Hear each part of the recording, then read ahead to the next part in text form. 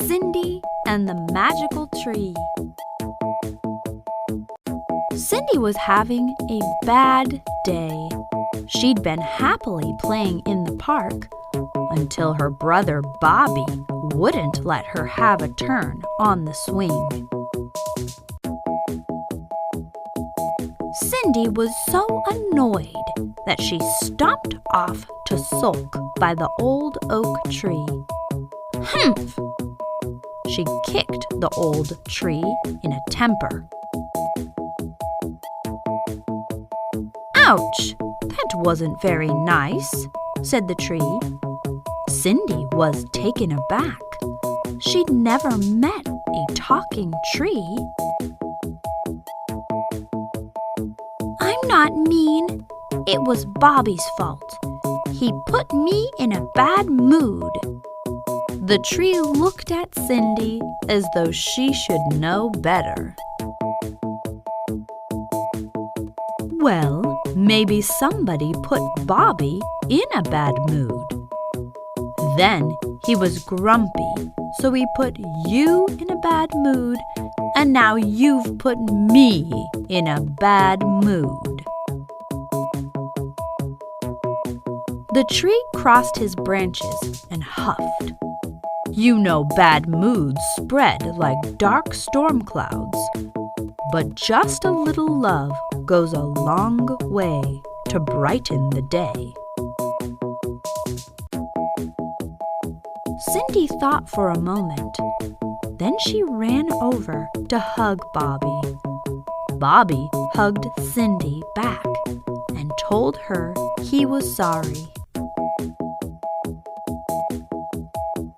Cindy whispered in Bobby's ear about the talking tree. Then together they ran over to hug the old tree. See, feels better, doesn't it? The old tree smiled. The Ugly Duckling. One day, Mother Duck was sitting in her nest with her little ducklings. They were waiting for one big egg to hatch.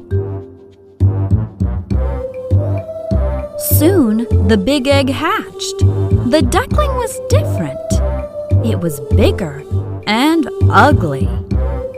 Mother Duck hoped that the duckling would change.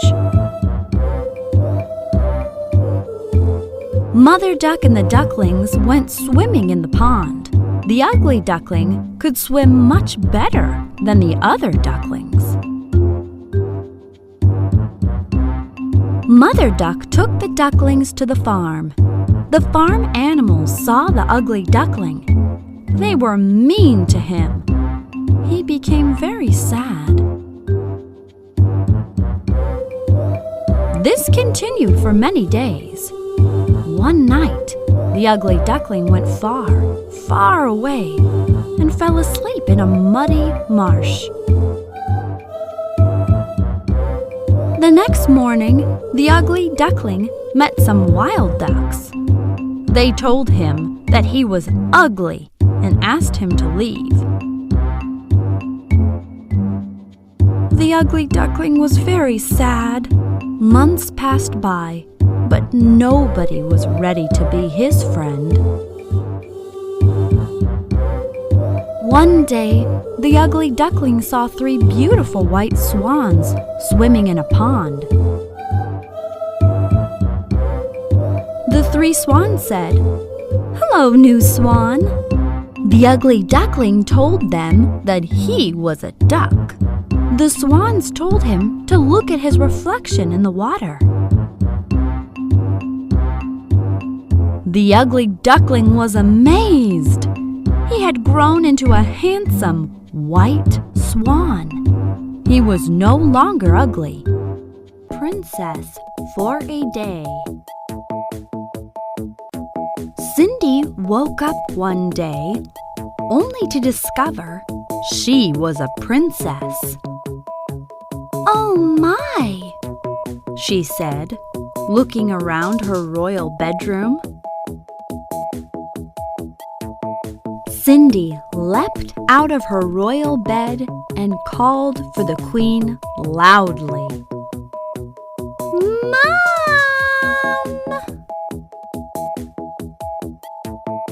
Mom, now I'm a princess. What should I do all day? She asked the queen. Well, princesses usually start their day gracefully. Cindy raced out of her royal bedroom and attempted some ballet on the royal rug. Coming through! Crash! Princesses are usually gallant and brave, but Cindy wasn't listening. She had spotted a spider in the corner. Ugh! Princesses also have lots of royal business to attend to, said the queen, smiling. That must be what the royal play park is for, Cindy yelled, racing off. By the end of the day, Princess Cindy was royally worn out. I'll just take a royal 40 winks, she yawned. Being a princess is fun, but perhaps I'll wake up as a regular girl again. After all, being a royal princess was mighty hard work. The hot air balloon. Nick has a magical hot air balloon. Whenever he is finding it hard to get to sleep, Nick goes for a ride in his magic hot air balloon. He climbs into the little basket and he unties the ropes one at a time. The balloon lifts slowly until he unties the last one. Then Nick and his balloon are up, up, and away. As he gets higher, the world below gets smaller and smaller.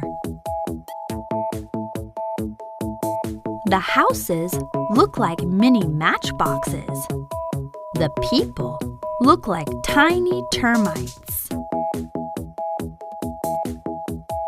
The cars look like little ladybirds. Bah, bah, says a passing cloud that looks like a floating sheep. Then there's another, and another. Bah, bah, bah, bah.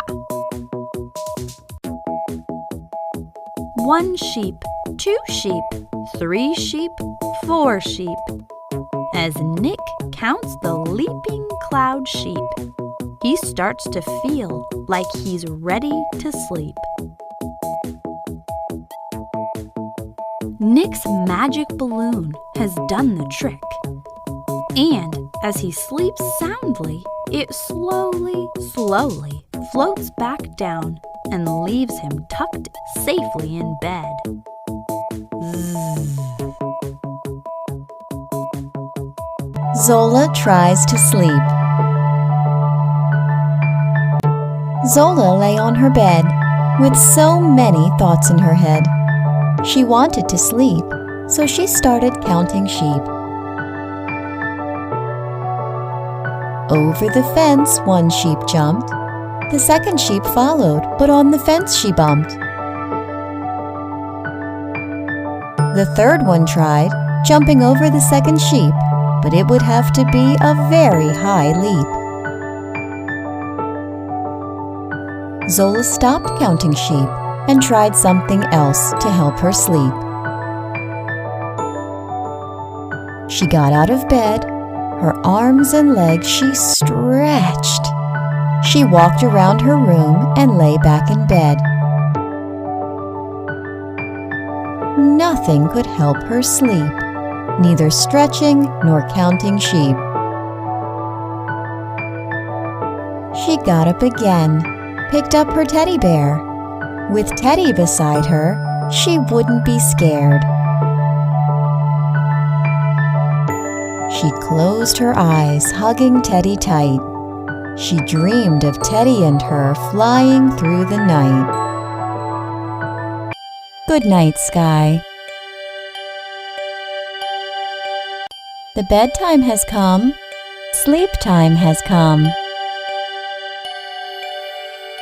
Come, my dear Nick, let's go to sleep. But first, I want to say goodnight to the stars.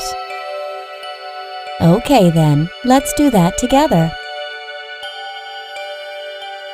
Good night, dear sky. Good night, dear Nick. Good night, dear stars. Good night, dear Nick. Good night, dear moon. Good night, dear Nick. Good night, my dear Nick. Now let's go to sleep. Good night, dear Mommy. The Giant Turnip. Once upon a time, there lived an old man with his wife. The old man planted some turnip seeds.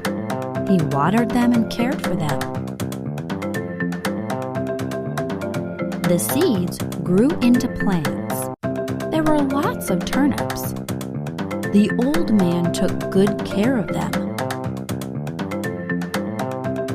Out of all those turnips, there was one huge turnip. He had never seen a giant turnip before. Finally, the turnip stopped growing. The old man decided to pull it out of the ground. He pulled and pulled and pulled, but the giant turnip wouldn't budge. The old man called his wife for help. The wife held the old man, and the old man held the turnip top. Together they pulled and pulled and pulled. They called their son for help. Together they pulled and pulled and pulled, but the giant turnip wouldn't budge. They called their dog for help. Together they pulled and pulled and pulled, but the giant turnip still wouldn't budge. At last, they all called the little mouse for help. He crawled his way under the turnip and started nipping the roots with his teeth. While the little mouse nipped the roots, they kept pulling, and suddenly, pop! Out of the ground came the giant turnip. Everyone was pleased. That evening, they all enjoyed a delicious turnip supper, even the little mouse.